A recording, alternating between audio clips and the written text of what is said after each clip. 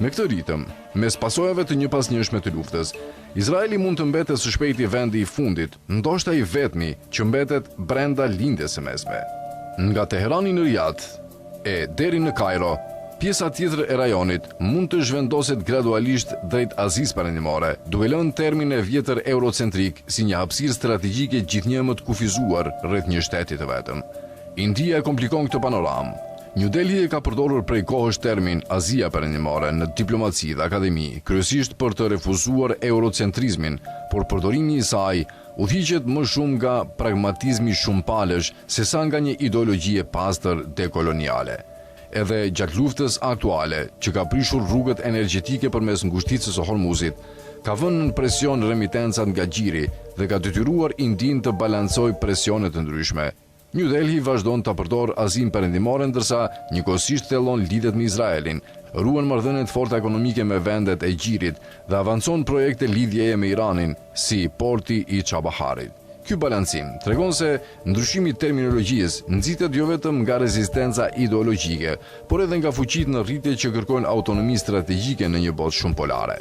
Kina e përforcon këtë dinamik me peshën e saj ekonomike.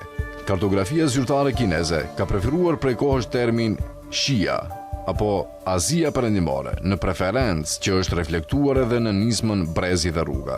Banka shtetërore kineze dhe kontraktorët e përdorin këtë term në financime, duke bërë atë gjithnjë më të domosdoshme për vendet që kërkojnë investime alternative.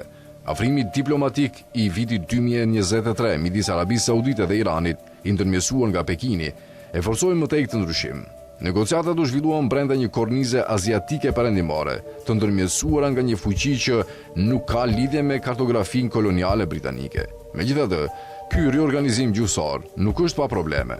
Edhe pse Azia Perëndimore përfiton terren në qarqet akademike dhe zhvillimore, përdorimi i saj mbetet i pabarabart, veçanërisht brenda vet rajonit, ku termi arab al-Sharq al-Aswad apo lindja e mesme vazhdon të dominojnë në media dhe diskurs publik.